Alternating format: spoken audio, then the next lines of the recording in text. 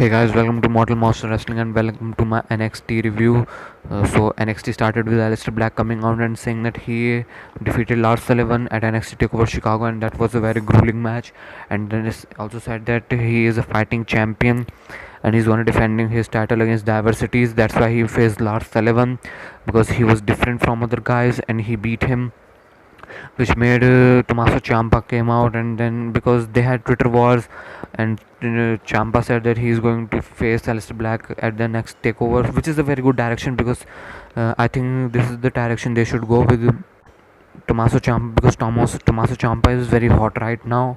Hot in the sense of he has pretty good heat right now on him, and Aleister Black has not been in main event since this year's January takeover, Philadelphia takeover. So it will be a good way to make Aleister look good again. If I don't care if Tommaso, I will be happy if Aleister wins, because Aleister is one of my favorites. And but then Tommaso Ciampa continued to say that he Black just escaped Lars Sullivan at NXT Takeover Chicago while he was in the main event beating Johnny Gargano, and he continued to say that he also beat Johnny Gargano when he was handcuffed and his both hands were tied behind his back. Such an asshole he is, and it was pretty good. And then and Aleister Black continued to say that he will make Tommaso Ciampa fade to black, but then Tommaso Ciampa say that Aleister Black has an aura behind him, but when he faces him at NXT Takeover Brooklyn, he's gonna take that aura away from Black, and he's gonna make him fade to black. So Black challenged Tommaso Ciampa for the title match at Brooklyn, and Tommaso Ciampa said, think what you wish for, Aleister Black, because I'm gonna beat you for the title. And it was a pretty good opening segment. It was a very good direction, so I didn't mind it. And then we had Kona Reeves facing off a jobber. Kona Reeves beat that jobber quickly, like every Kona Reeves squash match, with a Hawaiian drop. I'm no interest in Kona Reeves. He is just a waste of space on an NXT roster. So next up we have the women's match, Lacey Evans versus Candice LeRae. It was a pretty good match. It was a big women versus short women match.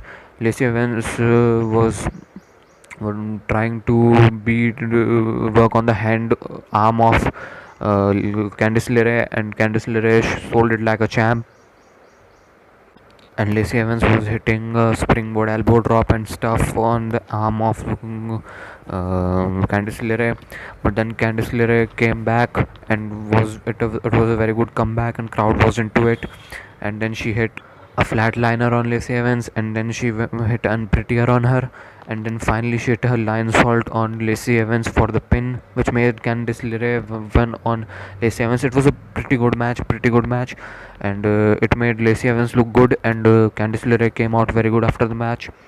And then we have Vanessa Bond cut a promo on Kairi Sane, that she said that Kairi Sane dresses very different and she dresses like a pirate, which is funny and all that bullshit, and she's gonna beat Kairi Sane, and then she's gonna challenge Shayna Baszler for the women's. Next up we had Johnny Gargano in the back and saying that he is very happy for Candice LeRae, but he is not finished with Tommaso Ciampa. They both are 1-1. Actually they are 2-1, and he said that Tommaso Ciampa hasn't won the war. He's going to beat Tommaso Ciampa, and he's still pissed that he spit on their wedding ring, and it's just that. And then Candice LeRae was interviewed backstage, and then she said that she is very happy for her win and is going to challenge Shayna Baszler for the women's title. So yeah, and then we had William Regal coming to Johnny Gargano and said that he needs to move on from Tommaso Ciampa, and that's why next week he will face EC3. So next week we have a match set, Johnny Gargano versus EC3. Yep. And in the main event we have the Undisputed Era versus the Moustache Mountain and Ricochet. So the thing was that Moustache Mountain was having to face some jobbers, but then Undisputed Era started beating the jobbers and started beating Moustache Mountain, but then Ricochet came down and made the save, and it led to the Holla Holla player, tag team match player. So yeah, it was a fantastic match. It was an amazing match. It was definitely a 4-star match, at least for me. It worked very good. Tyler Bate and Kyle O'Reilly worked in the starting, which was very good, and then it had some very good sequences, some amazing stuff. And Ricochet and Kyle O'Reilly stuff was amazing. It was one of the best stuff I've ever seen. When Ricochet was going for the Northern Line suplex, and then when he hit suplex after hit, Kyle O'Reilly took him into the guillotine choke. And Kyle O'Reilly is one of my favorite in NXT. He's maybe my favorite in NXT. It's between him and Aleister Black. They're both amazing. And at last, it was Roderick Strong hitting Ricochet hitting a 630 splash on Adam Cole, but then Roderick Strong took Adam Cole out, and Ricochet was not able to pin him. And then Ricochet went for the dive, and Roderick Strong hit a superplex on the apron on Ricochet, and then Adam Cole pinned him. So it was the first time Ricochet has been pinned on the NXT, and maybe I hope they continue to push Ricochet. Well, it is NXT, so we can trust them. So yeah, this was my NXT review. It was amazing show, fantastic show. Thank you guys, and have a nice day.